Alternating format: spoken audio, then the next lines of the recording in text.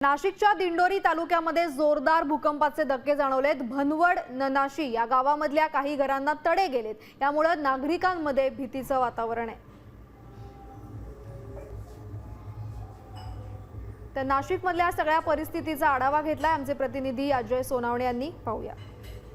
गावामध्ये आहे, मी एका ठिकाणी आलेलो आहे। आपण बघू शकतो की या घरामध्ये जे आहे भिंतींना असे मोठ्या प्रमाणात जे आहे ते तडे पडलेले आहेत आणि एकूणच बऱ्यापैकी हा जो धक्का जो होता तो मोठा होता असं सांगण्यात येतंय।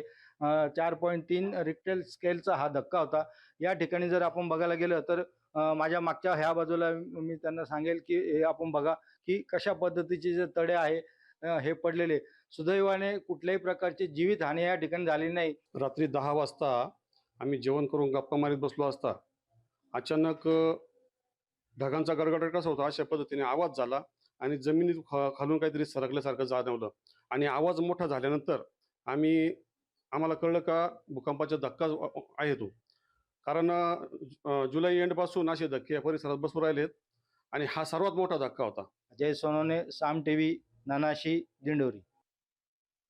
नाशिकमध्ये भूकंपाचा सर्वाधिक फटका हा पेठ तालुक्याला बसला।